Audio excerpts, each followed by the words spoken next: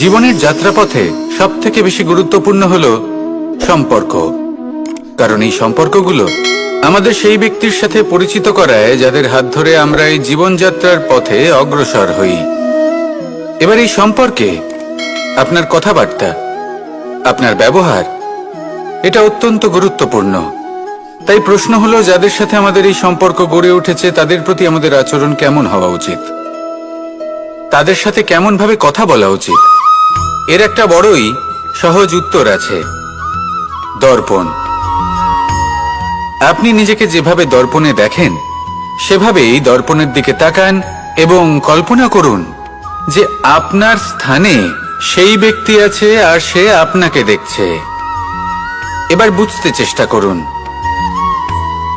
যে আপনার কেমন ব্যবহার হওয়া উচিত, তার আপনার ব্যবহার কেমন হলে ভালো লাগবে আর কেমন হলে তার অনুচিত বোধ হবে। শুধু এইভাবেই সেই ব্যক্তিকে বুঝতে চেষ্টা করুন। কখনো কোনো মানুষের ভালোবাসার প্রয়োজন হয়, কখনো পথপ্রদর্শনের প্রয়োজন হয়, কখনো তিরস্কারের প্রয়োজন হয়, কখনো কটু সত্যের প্রয়োজন হয়, বা কখনো শুধু সঙ্গর প্রয়োজন হয়।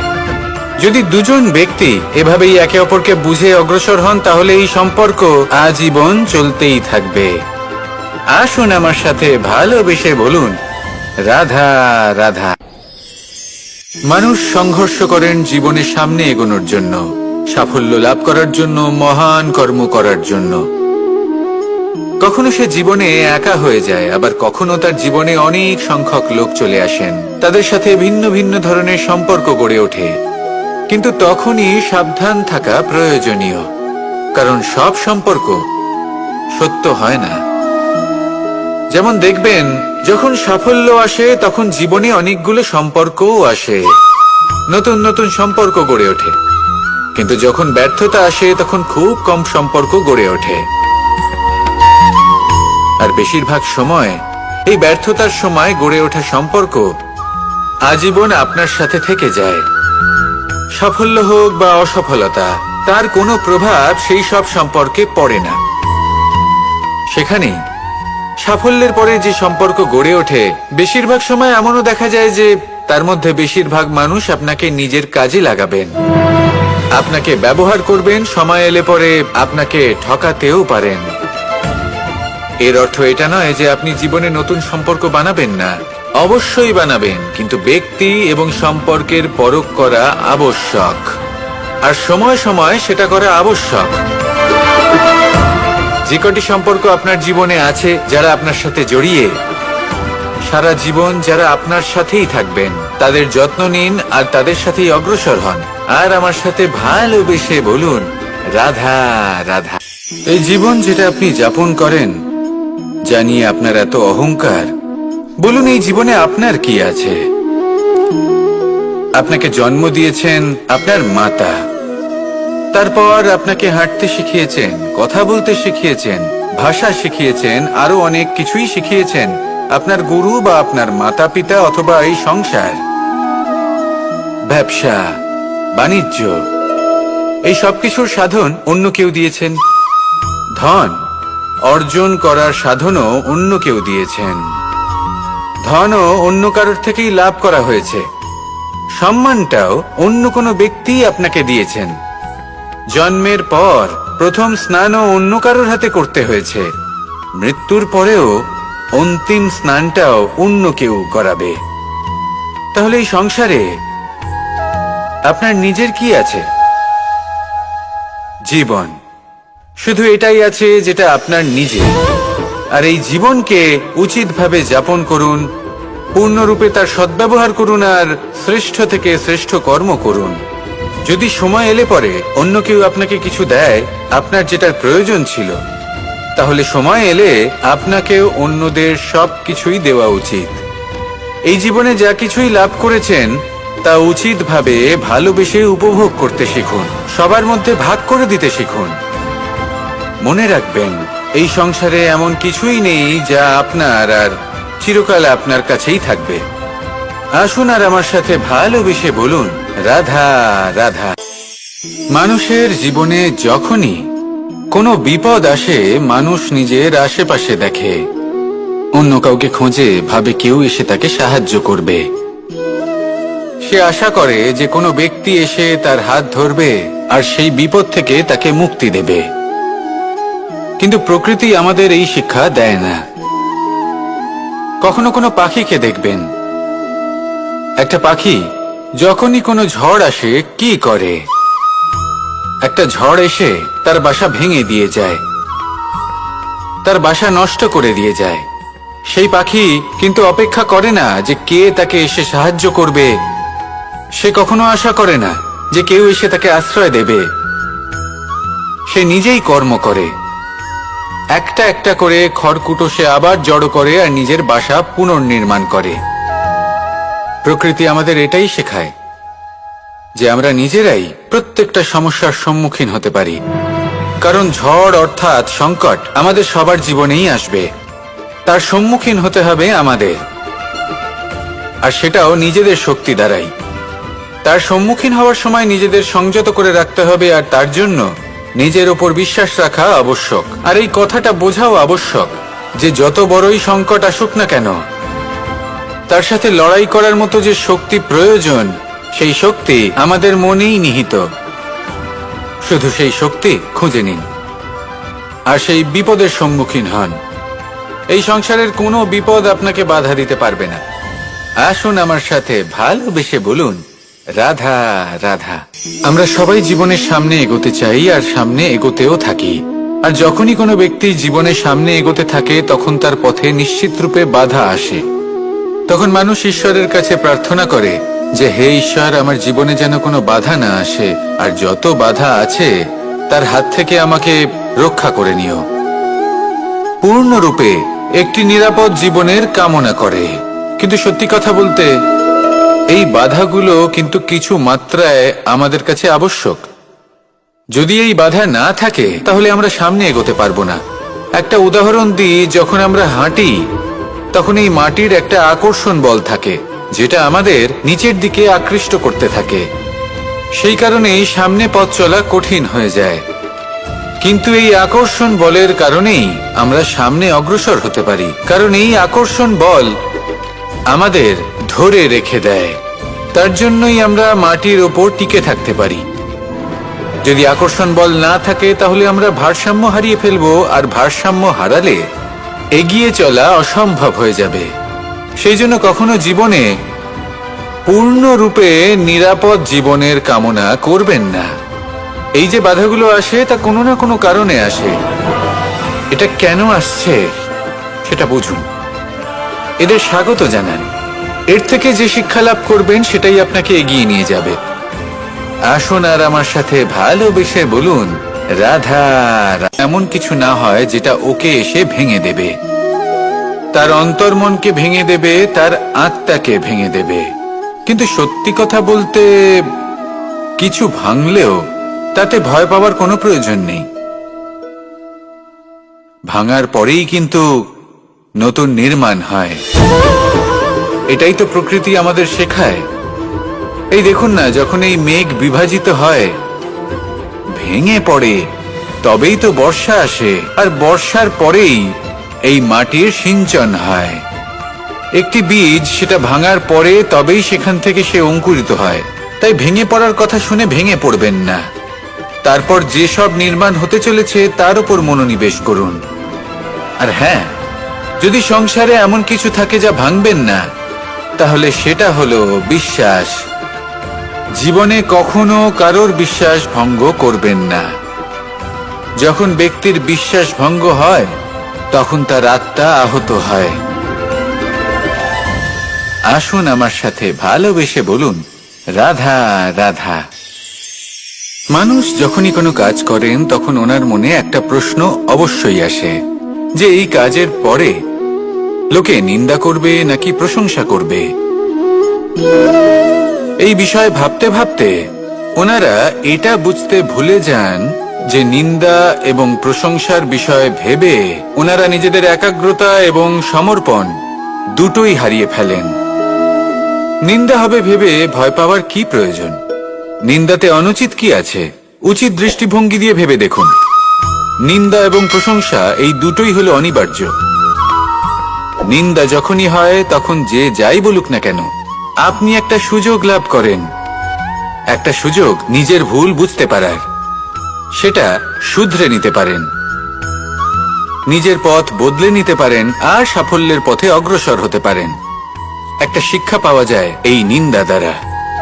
আর যখন প্রশংসা লাভ হয় তখন আমাদের মন আনন্দে ভরে ওঠে। এই দুটোই অত্যন্ত প্রয়োজনীয়। সেই জন্য নিন্দা এবং প্রশংসার এই খেলায় জীবনের অঙ্কটা বদলে ফেলবেন না, সেটা অনুচিত হবে। কারণ জীবন না শুধু নিন্দার বিষয় আর না শুধু প্রশংসার, জীবন হলো আত্মিক সুখের বিষয়। যখন আপনি কোনো শ্রেষ্ঠ কাজ করেন, আপনার মন আপনাকে বলে দেবে যে আজ আপনি কোনো শুভ কাজ করেছেন।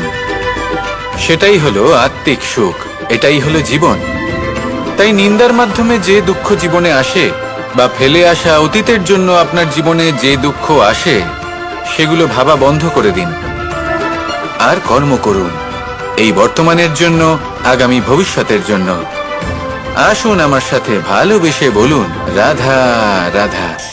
মহাভারতের সেই যুদ্ধে জয়লাভ করে সমস্ত ভূমণ্ডলের স্বামী কি করে হয়ে উঠতেন? অর্থাৎ হতে পারে সিংহ বনের রাজা, কিন্তু শিকার নিজে পায়ে হেঁটে তার কাছে আসে না। সেই ভোজন লাভ করার জন্য সিংহকে কর্ম করতেই হয়। তাহলে আপনার ভাগ্যে যেটা আছে সেটা আসবে, কিন্তু কর্মের জোরে আসবে। তাই কর্ম করতে থাকুন আর আমার সাথে ভালোবেসে বলুন রাধা রাধা। লোভ এবং ক্রোধ, এই দুইয়ের মধ্যে সম্পর্ক খুব গভীর। এবার আপনি বলতে পারেন যে এটা আমি কি বলছি, একটু বোঝার চেষ্টা করুন। জীবনে যখনই আমরা কোনো বস্তু লাভ করতে চেষ্টা করি, তার বাসনা পোষণ করি, আর যখন সেই বস্তু আমাদের কাছে আসে, আমরা চাই যে এটা আমাদের সাথেই থাকুক, আমরা সেটা সংরক্ষণ করে রাখার চেষ্টা করি। লোভের জন্ম হয়। আর যখন তাকে সংগ্রহ করে নিজের কাছে ধরে রাখতে পারি না, যখন সেই বস্তু আমাদের থেকে দূরে চলে যায়, তখন সেই লোভ ক্রোধে পরিবর্তিত হয়ে যায়। এবার এই ক্রোধ কি করে?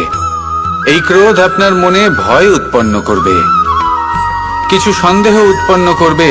মনে হবে যে যেন আমি সেই বস্তুর যোগ্যই ছিলাম না, আমার চেষ্টায় কোনো ত্রুটি ছিল, আমি কোনো অনুচিত কিছু করেছি। আর এই যে ভ্রম, সেটা আস্তে আস্তে আপনার মনকে ব্যাকুল করে তুলবে। আর এই ব্যাকুল মন আস্তে আস্তে আপনার যুক্তি তর্কের ক্ষমতাকে নাশ করে দেবে। তর্ক বিতর্কের শক্তি অর্থাৎ বিবেক। আর যখন আপনি নিজের বিবেক হারাবেন, তখন এমন মনে হবে যেন আপনি নিজের জীবন নষ্ট করেছেন। এর অর্থ এটা নয় যে জীবনে কামনা করবেন না, ইচ্ছে পোষণ করবেন না। অবশ্যই ইচ্ছে পোষণ করুন, আর যা কিছু লাভ করতে চান তা অর্জন করুন, কিন্তু তার প্রতি মনে লোভ জন্মাতে দেবেন না, সেটা অনুচিত ব্যাপার। একবার যদি লোভ জাগ্রত হয়, তাহলে সেটা আপনাকে আপনার পতনের দিকে নিয়ে যাবে। তাহলে লোভকে নিজের থেকে দূরে রাখুন, ক্রোধও আপনার থেকে দূরে থাকবে। আসুন আমার সাথে ভালোবেসে বলুন রাধা রাধা। দেখুন, এটা তো সবাই করে থাকেন, ধনের কামনা করা, ধন অর্জন করা, ঈশ্বরকে ধন্যবাদ জানানো, সবাই করেন, কিন্তু ফল সবাই পান না। কারণ বেশিরভাগ মানুষই পেছনে ফিরে তাকিয়ে এটা ভাবেন যে আমরা তো জীবনটা যাপনই করলাম না। এই জীবনে সবকিছু আছে, সম্পত্তি আছে, স্বাচ্ছন্দ্য আছে, সাফল্য আছে, শুধু সুখ আর শান্তি নেই। এবার এরকমটা কেন হয়? এর পেছনে কারণটা কি? কারণ হলো এটাই যে জীবনে বাঁচার যে বিধি আপনি নির্বাচন করেছেন তা কিছুটা অনুচিত। জীবনে কিভাবে বাঁচা উচিত, জীবনযাপন কিছুটা রীতি মেনে করা উচিত। অর্থাৎ সবাইকে ভালোবাসুন, কারোর সাথে ছলনা করবেন না, সম্পর্ক গড়ে তুলুন, তা পালন করুন। যদি ধন অর্জন করতে চান তাহলে নীতি মেনে করুন, ভেবেচিন্তে পরিকল্পনা করে। আবার বলবো, কারোর সাথে কোনো ছলনা নয়, কোনো অনুচিত কর্ম করবেন না ধন অর্জন করার জন্য। আর যদি ঈশ্বরকে ধন্যবাদ জানাতে চান তাহলে প্রীতি দ্বারা করুন। আর যে ব্যক্তি রীতি, নীতি আর প্রীতি এই তিনটি ভাব বুঝে উঠতে পারে এবং তা আত্মসাৎ করে নিতে পারে। তার অতীত, ভবিষ্যৎ এবং বর্তমানকাল সবকিছু সংযত হয়। আপনি কিভাবে জীবনযাপন করতে চান, কিভাবে ধন অর্জন করতে চান, ঈশ্বরকে ধন্যবাদ জানাতে চান, নির্বাচন আপনার। আসুন আমার সাথে ভালোবেসে বলুন, রাধা রাধা। ভয় হলো মানুষের জীবনে এমন একটি আবেগ যেটা না থাকলেও মঙ্গল, আর থাকাটাও প্রয়োজনীয়। এই ভয় মাঝে মাঝে মানুষকে কোনো কর্ম করা থেকে বাধা দেয়, আবার কখনো মানুষকে এই ভয়ই কোনো কর্ম করতে প্রেরণা প্রদান করে। এবার যেমন মৃত্যুর পর আমরা স্বর্গ লাভ করব নাকি নরক বাস করব, সেই বিচারটা ভয় হিসেবে মানুষের মনে ঘর করতে থাকে। আর এই ভয়ের বিষয়ে মানুষ এতটাই ভাবে যে নিজের জীবনের লক্ষ্য, উদ্দেশ্য, রীতি এই সব কিছুর বিষয়ে ভুলে যায়। দেখতে গেলে মৃত্যুর পরে কি হবে সেটা আমাদের মধ্যে কেউ জানে না। সেটা তো মৃত্যুর পরেই আমরা জানতে পারবো।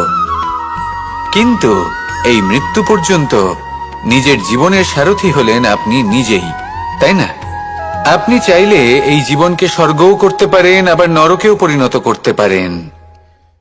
নির্ভর করছে আপনার কর্মের ওপর আর আপনার আপনজনের ওপর।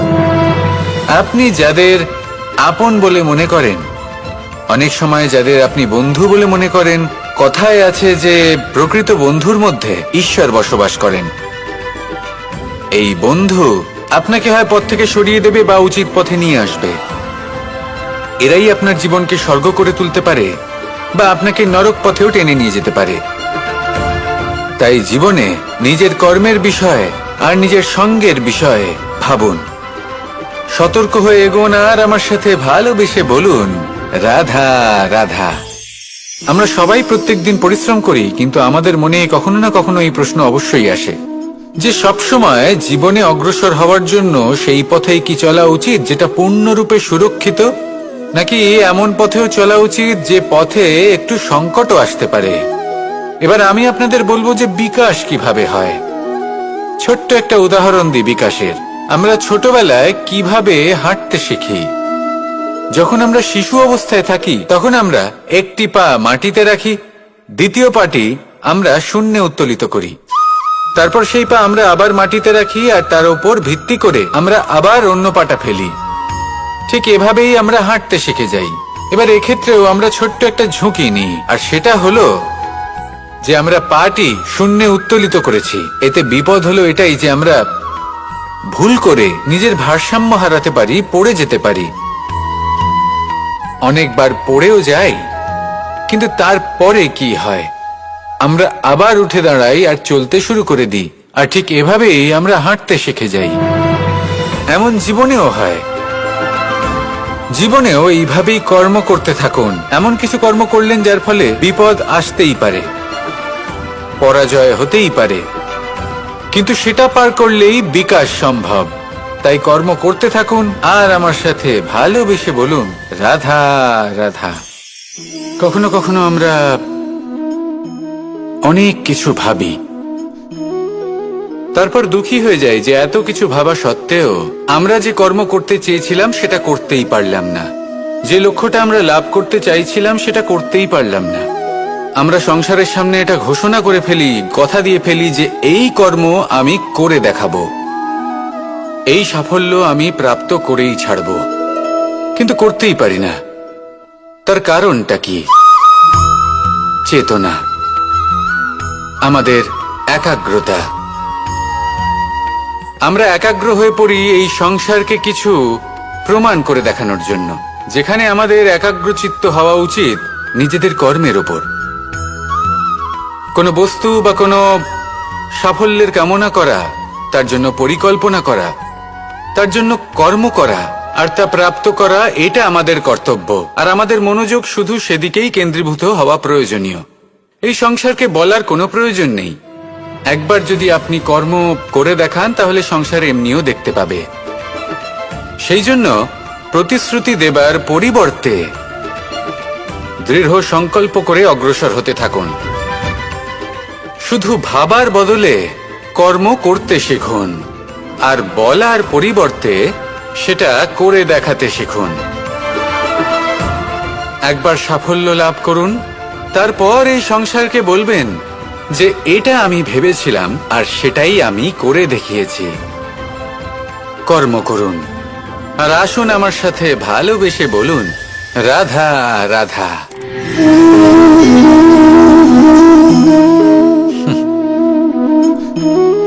এই স্মৃতিগুলি কি অসম্ভব মূল্যবান, তাই না? শুধু তাদের প্রয়োজন হলো একটি মাধ্যম। যেমন মাখনে ভরা এই মাটির হাঁড়ি দেখে আমার বৃন্দাবনের কথা মনে পড়ে গেল। দেখতে গেলে দ্বারকাধীশ যখন চাইবেন, যেখানে চাইবেন, সর্বোত্তম প্রজাতির মাখন খেতে পারেন। কিন্তু সেই মাখনে, বৃন্দাবনের মাখনের মতো সেই আনন্দ, সেই প্রেম কোথায় আছে? বৃন্দাবনে গোপীদের হাঁড়ি ভেঙে মাখন খাওয়া, বাড়িতে লুকিয়ে চুরিয়ে ঢোকা, পরিশ্রম করা, চুরি করে হাঁড়ি ভেঙে মাখন খাওয়া, তার মধ্যে যে আনন্দ ছিল সেটা কোনো পাত্রে রাখা মাখনে কি পাওয়া যায়? মায়ের বকা খাওয়া, মায়ের প্রেম অনুভব করা, ওনার হাত থেকে মাখন খাওয়া, যমুনার তটে বসে গোপীদের সাথে হাসি ঠাট্টা করা, রাধাকে উত্ত্যক্ত করা, বৃন্দাবনের স্মৃতিগুলি হলো অমূল্য। যখনই সেগুলো স্মরণ করি তখন এই মন প্রফুল্ল হয়ে ওঠে। কিন্তু আপাতত আমি এই মাখনটা খেয়ে তৃপ্তি লাভ করব। আপনিও আপনার জীবনের সেই অমূল্য অদ্ভুত মুহূর্তগুলোকে স্মরণ করুন এবং আনন্দিত থাকুন। আমার সাথে ভালোবেসে বলুন, রাধা রাধা। কখনো কখনো আমাদের নিজেদের ভাবনা চিন্তাই জীবনের পথে অগ্রসর হতে বাধা দেয়। আমাদের চিন্তা ভাবনা আমাদের সীমাবদ্ধ করে দেয়। আমরা প্রত্যেক দিন পরিশ্রম করি, কিছু দেখি, কিছু লাভ করি, কোনো একটা স্থানে পৌঁছই, আর একটা সময় পরে মনে কেমন যেন একটা ভাবনা উৎপন্ন হয় যে আর কত দেখব, এত কিছু তো দেখে নিলাম, এত কিছু তো লাভ করলাম, এত সাফল্য অর্জন করলাম, আর কত লাভ করব? আর সেখানে আমরা থেমে যাই। এটা হয় আমাদের ভাবনার সীমাবদ্ধতার জন্য। কিন্তু যদি জীবনের কথা বলি, জীবন যদি আপনাকে সেই স্থানে পৌঁছে দেয়, তাহলে তার পরবর্তী পথটাও জীবন আপনাকে নিশ্চিত রূপেই দেখাবে।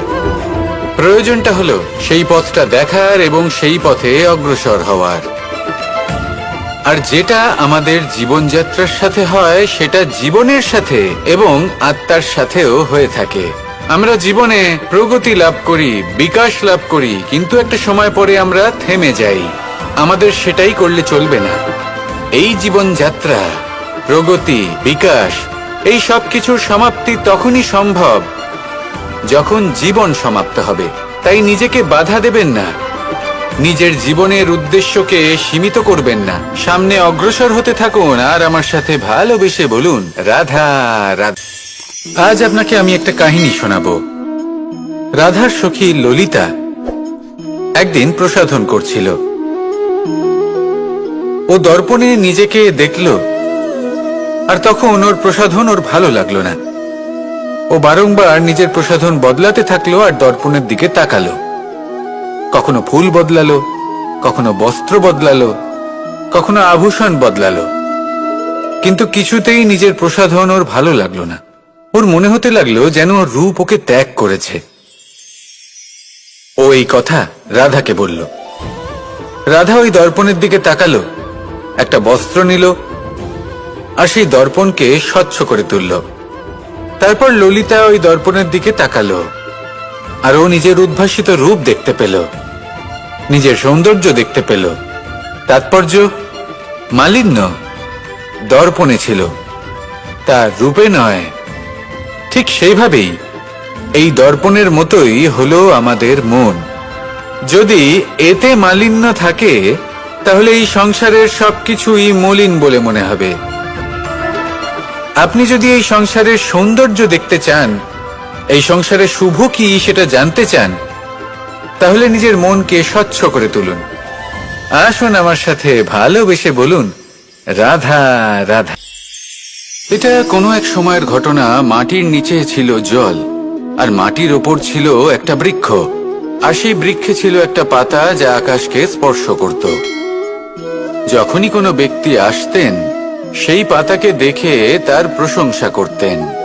তাই বলে, আকাশে সোনার মেঘ কত ছবি আঁকে, আপনার নাম কভু লিখে নাহি রাখে। অর্থাৎ প্রতিনিধি ওই বৃক্ষের পাতাকেই মনে করা হতো, সব প্রশংসা ওই পাতাকেই করা হতো। যেখানে চোখের আড়ালে থাকা সেই জল মাটির নিচে থেকে নিঃস্বার্থভাবে নিজের কাজ করে যেত, সেই বৃক্ষকে শক্তি প্রদান করত। কয়েকদিন পরে সেই পাতার অহংকার হতে শুরু করলো। সে ভাবতে শুরু করলো যে আমিই হলাম এই জলের অস্তিত্ব, আমি আছি সেই কারণেই এই জলের কথা স্মরণ করা হয়। আর কিছুদিন পরে সেই বৃক্ষ সেই জল শোষণ করা বন্ধ করে দিল এবং সর্বপ্রথম মৃত্যু হলো সেই পাতার। সেই পাতা যা আকাশকে স্পর্শ করছিল তা ঝরে মাটিতে পড়ে গেল। আর প্রত্যেক ব্যক্তি তার ওপর দিয়ে হেঁটে চলে যেত, তাকে দেখে আর কেউ প্রশংসা করত না। সেই জন্য জীবনে কখনো অহংকার করবেন না, বিশেষ করে তাদের কখনো অহংকার প্রদর্শন করবেন না যাদের কারণে আপনি সাফল্য লাভ করেছেন, যারা আপনার জীবনের আধার। চিরকাল তাদের প্রতি কৃতজ্ঞ থাকুন, তাদের সাথে সম্পর্ক বজায় রাখুন, তাদের সাহায্য করুন আর আমার সাথে ভালোবেসে বলুন, রাধা রাধা। পরম শক্তি প্রকৃতি, এ হলো এই সংসারে সব থেকে বেশি শক্তিশালী। এই প্রকৃতির সামনে কারোর কোনো অস্তিত্ব নেই। এই প্রকৃতি আমাদের জীবন যাপনের জন্য অসংখ্য সম্পদ প্রদান করেছেন, আর তার সাথে এই বিষয়টার দিকেও বিশেষ যত্নবান হয়েছেন যে আমরা যেন এর মোহজালে ফেঁসে না যাই। যেমন পেট ভরানোর জন্য চাল ডাল প্রদান করেছেন, তার সাথেই সেই চাল ডালের মধ্যে কীটের উপস্থিতি রেখেছেন, যাতে সেই চাল ডাল সময়ের সাথে সাথে খারাপ হয়ে যায়। উচিত সময় যদি গ্রহণ না করেন তাহলে সমস্ত সবজি নষ্ট হয়ে যাবে। যেমন আমাদের এই মনুষ্য শরীর, তা সে যতই সুন্দর হোক না কেন, মৃত্যুর পরে এই শরীরে পচন ধরে, যাতে এই শরীর থেকে দুর্গন্ধ বেরোয়। এমনটা প্রকৃতি কেন করেছে?